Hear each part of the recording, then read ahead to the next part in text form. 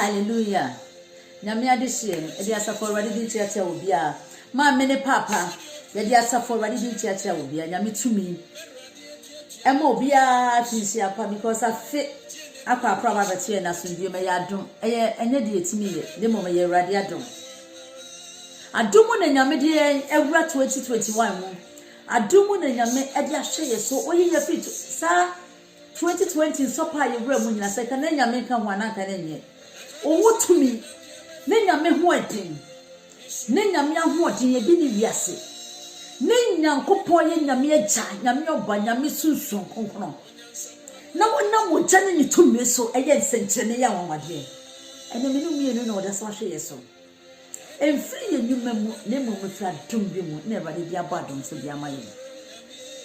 afi etwa mu ya ye bebre na afi we so odofo where my Matilda said my advice for you. Minim de nyankopon timi ye. Minim se onyame wo tumi. Bible say onyame dada na anya ne nam. Isaac nyankopon ne ne nam. Nyame a wo ye nsenkyere titimire mu no. Wo fa Mose mu de wo ya wo twima. Elijah ne Elisha ye nsenkyere. Onyame a wo pipe kokomu. Onyame a wo bubu adaban ye wo twima ne se nyankopon na ne nam. Enti pese e chese onyame sentre ni asa na wodofo ye pese e chese onyame enya wanwa dwuma bi wana ye pese e chese onyame komsha asa na hwe me ni nkofo me ni me papa bufo bi ye free eye fine kakra edu time bia ultimi didie nyina anya adwene nyina anya pe but me pe o masem wo kwan bi so lasam ne me papa bi kasa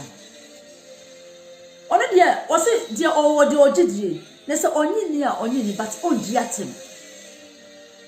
na me she na nse me she me kai me pacho ye kwa Acts chapter 5 si ye Acts chapter 5:39 empanyinfo ni mu bui kefa omo empanyinfo ni mu bitu empanyinjufo empanyinfo omo hia ni mu baako etu wo mo hofo se mumma ye hye ye won krofo yi ho nese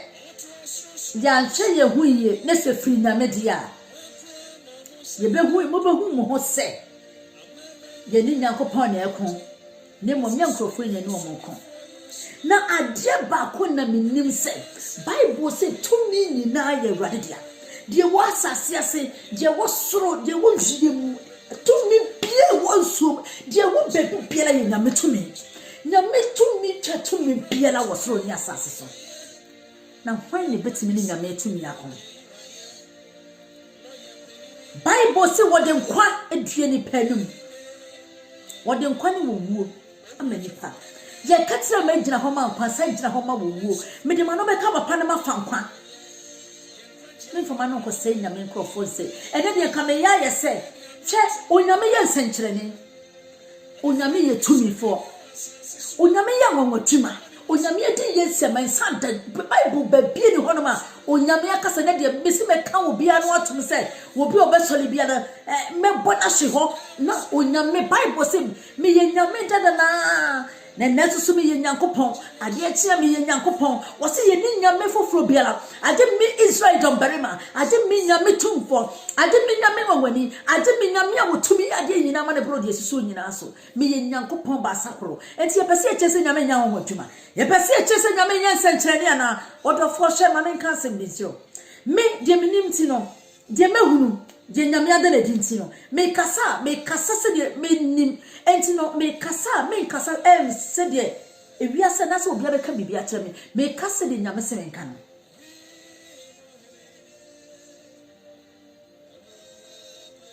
me ka wo bia sebe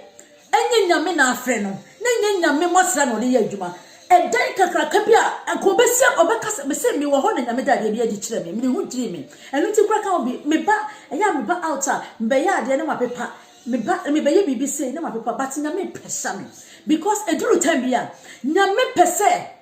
oda ne ho adi e wo kwan bi so e me nipa nyina hu se wo ye nyame a nipa ti me fa titi mu eti me fa wo haw mu na attain victory nyame che me hu dan kakraka fe such a sorry die no ko beka se hia dan kra ye me hu bi wo Ghana hada e no bi che me se she e dan ya papa bempa besia ma awurade And your first time, yes, second time I'm who said but we didn't different. And the Mati said, Kai said, Matia free baby, meaning GS, me a year, Matia free baby da. So be a can be bisa. Sabi come and say for Tassamijina Wakasa, but be binting and make us. If I couldn't was such a Bible school can see it. Now Bible school no, or catch them says, school we say, and was trying Juma was school no. And then the Pacron, in fact, and then the papa naturally did say, a school of a prophetic school, and no, not by school you must run your media dome no. And no na Juma was school honor, and till for the whole over the world, or be a best school nibi, or be a best of Bible college nibi. Na edanya si honoma nipa na kire me se edanya nyame mosra ene nyame ahode nyame sunsunhum no enti me nipa me ho so no ena meti hoti na mebusa me ho se enipa ye di natem enipa no nyina sopa no enipa no nyina sopa no but muntie Acts chapter 5:39 wase ye be hu ye ho se ye ne asafo wurade na ekon me nua no madofo me futu se ma me tu wo nu ye ni ye mpese be hu ye ho se ye wurade be kon because ye ntimi ni nyame nkon je wonwene yen de tumi nyina ye ne dia je obosoro ne asase eni asafo wurade wono na ye nkokura no ye be ye de ye timi ni nyame tumfo yakon ye be ye de ntimi ni nyame tumfo yenkon enti me de me maka me ho ntam se me hyema no asem ye enti hwe sema nkrofo ka hwe sema etwaguo hwe sema ye kafa papa hu in fact me say me raho because me semi nuanom me semi maame mo me semi papa mo say e mama ma ye hu ye ho but ye ni beba ye ho so no ye ni asafo wurade na ekon na obi entimi nyina nyame abufu ano ye ntimi ni nyankopon tueri ampo wotumi ye ho de osoro ni asase ye fo no wani betimi ni wurade akon obi en ko betimi na akon ye no nanche ebrebi me kai se brebi me ko gara na me ko asori oh na me ko pesofu bi me sofu bi nyame na suma me ho me na me nim ho enti me dru sofu me ka me dru sofu panyin se ye nim na me ko busa se mpa se be ko hu sofu bi na sadie eno de we ye ni ade de me ni hu ye na me ne we ye me de me ka bible akore de nyame da na de kire me na me sha hu hoa papa oh muni wasmesi number muni papa ayi number muni papa mafede champo number na mo hese de o musi wo ye na o kasa afi me jono ma yese do me si na kamia kolawi na kamia kwa de kamense mfata se me bebusa me nim de ba me tirimu a me kobusa ye na nim le mu kwotena sofu panyini sofu kese se ye nim akobusa sofu a betimi akase ebi kwa na wo ye papa ba ewo asofu tiemu na kan ho papa ho pem no we me kan say be you we ye de me ni hu ye de but enti me sorry ye na me kai sa asem no because me kai say makada wo me ya recorder na ma pepa ba nya me press me pese me ka che me nuanom say ye ntimi ni mosra nko na me hyewe mu nyam say ye wurade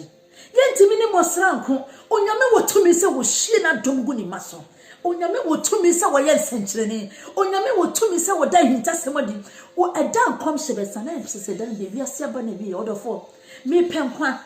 afi we mu nsem dawson mo adom no na be kasa maye na adom ne fi nyame huhu adom ne ni awurade nyakopon na nyame ne de ya no so pane e ma mo maye hu ye hu se ye ne papa be mpeko but ye be hu ye hu no ne ye ne asafo awurade tumi na eku ye ntimi nyina awurade abufu hye wonim ye ntimi nyina awurade abufu wonim nyame tumi wo ho yesere mo mesere mo mo maye hu ye hu se obi ne ho betimi ne nyame yakon ye mo ye hye ya no asemi yi mo maye hye de afie no mo baye fi se ye penshira o kai Acts chapter 5:39 aye no kre onyankopon ye nyame oyinta de nyankopon no wote ase obu atentene ne de bimdie ma wona ese won onyame wotumi nti onyame se munua de brasta memra me ka nche madofo nyame ade hye nyame de obia nyame hyiram nyame nye obia yi nyame no obia